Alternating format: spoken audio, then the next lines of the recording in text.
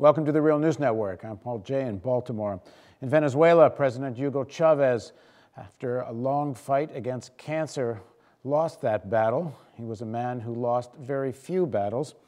Now joining us to talk about the life of Hugo Chavez and the significance of some of his achievements and some of his failures is Greg Wilpert. Greg's a sociologist who lived in Venezuela from 2000 to 2008. He taught at the Central University of Venezuela. He founded Venezuela Analysis, and he wrote the book, Changing Venezuela by Taking Power, the History and Policies of the Chavez Government. Thanks very much for joining us, Greg. Thanks for inviting me, Paul. So let me ask you sort of a big general question.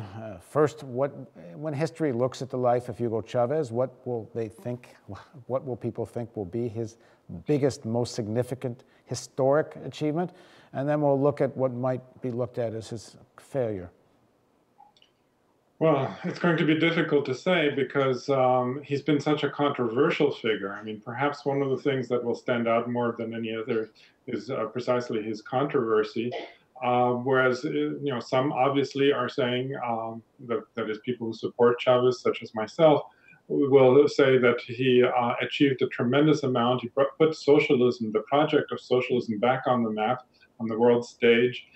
He was one of the driving forces for Latin American integration, and he profoundly changed Venezuelan society, making it a much more egalitarian society than it was before he came into office. Of course, on the other side, there are people his detractors, who've been condemning him all along and will say that he was a terrible dictator and things along those lines. It really depends, I guess, on who's writing the history books. So let's assume the historian is honest and trying to tell the truth, and let's forget the biases. Let's start with the first part of what you said. It seems to me maybe the most significant thing he did is that he showed that, one, you can use the electoral process to take power and change the fundamental direction of a country. He was able to mobilize the army to support him in doing that, and that he could operate outside the sphere of influence of the United States and not break from the economic sphere. He still sold oil to the United States, and he couldn't break his economy away from the global economy, which is dominated by American and other kind of finance capital. But on a political level particularly, he was able to take a very independent direction, and that had a lot of influence on Latin America. Yes, absolutely. I mean, that's one of the things that he was very good at, was precisely to introduce very far-reaching changes in Venezuelan society, and to do it by peaceful means. And of course, one has to consider, though, one of the reasons he was able to do that is because he, in a sense, tricked the country's old elite. That is, when he first ran for office, he was promising a revolution, but he left the details very vague, and he had the support of a segment of the country's old elite. It wasn't only until shortly after he got elected that he actually showed that he meant what he said in his campaign, which is something that segment of the old elite that supported him really didn't expect. And then he radicalized, partly because of their resistance and after the coup attempt. And so, in other words, he got in through by means that are not exactly normal or usual.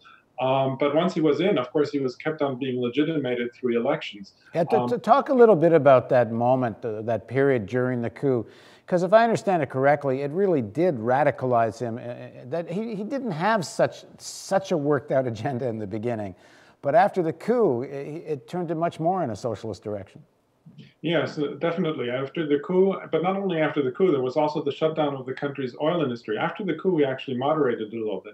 It wasn't until after the shutdown of the oil industry, the strike and the management walkout and lockout, that he, after he recovered from that he really became much more forceful in pushing ahead with a redistribution of the country's wealth, with the land reform, with a reform of the country's oil industry.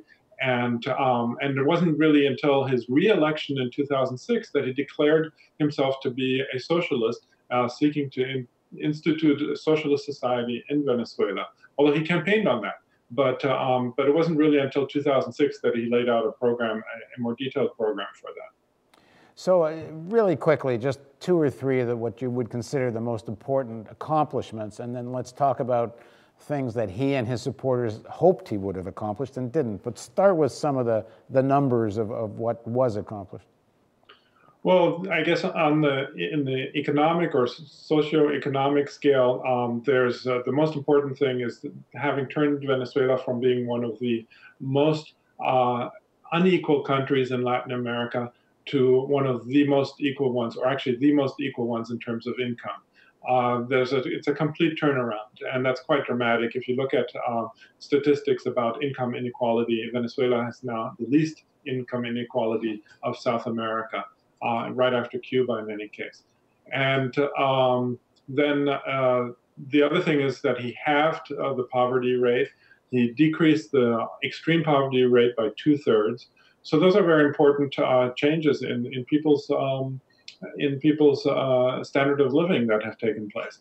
Then in the political sphere, I think the most important change was really the democratization and participation of the population, democratization of the polity that took place to a large extent through measures such as the communal councils, people's participation in social programs, and the introduction of self-managed workplaces and cooperatives and things like that. And so as a result, Venezuela now is considered, or Venezuelans themselves consider their democracy to be one of the most, or more democratic than ever. On a scale of 1 to 10, they now rate their democracy much higher than they did before Chavez, and than citizens of other countries rate their respective democracies. This is based on polling, you're saying? Yes. Right. Actually, before we get into what some of the things that didn't get accomplished, let me just ask one other question, because it goes so much to what may come next, which is, I think people who haven't been to Venezuela and haven't been into the barrios and places, they don't quite understand how deep this democratization has gone, that it isn't just about what happens at the top and who follows Chavez, that there's been structures created amongst the population in a general way, which I think is going to make it very difficult for things to go back. Yes, I think so. I mean, the people have been mobilized to an extent that they've never been mobilized before, and they really feel like they have a part that is, I'm talking about the people who live in the barrios, in the poor communities, feel like they have a part of the governance of the country, and they will not let go of that, or at least not easily, should the opposition gain control again. And so that's going to be a problem, I think, if the opposition were to come into power and try to abolish these newly created structures. Yeah, I mean, if the opposition is to win the election, and it's been already called, apparently the election is going to be 30 days, I think, from today, if I have it right. Then I don't know how they govern, given the majority of the people have been so mobilized. Anyway, let me ask the question then. What do you think of the 2 or 3 things that he hoped, people that supported him hoped would have been accomplished by now, and were not? Well, even though so much poverty has been decreased, it still hasn't been abolished. I mean, that's one of the things, and Chavez himself acknowledged this last year, I think, showing that they've reached kind of a floor in terms of how far they were able to reduce poverty, because for the last 3 years or so, it's actually held steady and it hasn't gone down any further. So that's a serious problem. They haven't really figured out how to change that. Another factor, and this goes back to actually his original campaign, that is in '98 when he got elected, he wanted to create an efficient state in Venezuela. And the state is actually still as inefficient as it was before, and probably just as much corruption as before. And that's something that he really hasn't been able to address. And the third thing I would say is the crime problem. Crime, according to some measures, has actually increased during the Chavez years, and I think the explanation for that is quite simple, that they thought a reduction in poverty would reduce crime, and it just didn't. I mean, Chavez is a man who understood timing in all kinds of ways. Now, his death is untimely for sure, but in a sense, he kind of hung on long enough for Maduro, who's the vice president, who's going to now run for president to carry on Chavez's legacy. He kind of gave Maduro at least a little bit of time to look presidential, And what is the sort of public reaction to Maduro now over the last few weeks? It's been quite favorable. I mean, there was a poll that just came out a couple of weeks ago that basically says that if Maduro were to run against the most likely opposition candidate, which is the same one who ran against Chavez in October, Maduro would win something like 50 to 36 against Capriles Araronsky. So he's got a substantial margin according to that poll. And yeah, he's appeared many times in public and has had many opportunities to look presidential. Now, personally, I think they mismanaged the situation in the sense that they should have declared a temporary absence of the president, for which there is a provision in the Constitution, and people would have complained a lot less about the procedure that has been taking place. Right? They didn't do that, and so there was a lot of ambiguity as to what the actual process is. And that might continue until the election. Now, Maduro, in his announcement, before his announcement on Tuesday of the death of Chavez, a couple of hours before Chavez was dead, actually, he was being interviewed or doing something on television and we have the clip of this in our other story if you look around on our website.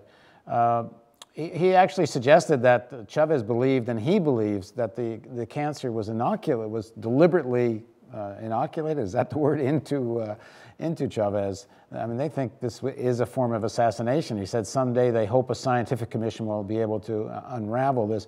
I don't think there's any evidence of this now. This is sort of them theorizing. Is that right?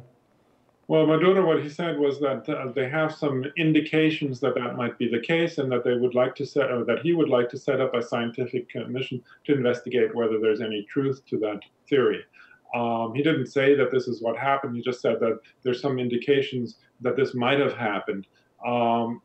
I don't think it will. I mean, I'm kind of skeptical about how far that will go, but I mean, if they want to set up a scientific commission, I think they should go ahead and do that. And then the other thing, I believe it was on Tuesday as well, that two attaches to the American embassy were expelled, and there was an accusation that one of them had actually, if I understand this correctly, had met with some members of the Venezuelan armed forces and with some suggestion trying to stir up some trouble. What was that about? Well, it's not clear what exactly the details of that were, other than exactly what you're saying, that these military attaches of the U.S. Embassy in Venezuela had some kind of secret meeting with Venezuelan military officials, and that there's some suspicion because of that they might have been trying to stir up discontent or trying to stir up some kind of subversion of the government or trying to get information, who knows. And so anyway, they were expelled from Venezuela. They have 24 hours to leave the country. And of course, this doesn't bode very well for U.S.-Venezuela relations, because I'm sure the U.S. government will retaliate in some way. And they had been working on reestablishing normal diplomatic relations up until now. And so that's going to have a setback right now. All right, well, we'll be back to Greg soon over the next few days. Thanks very much for joining us, Greg.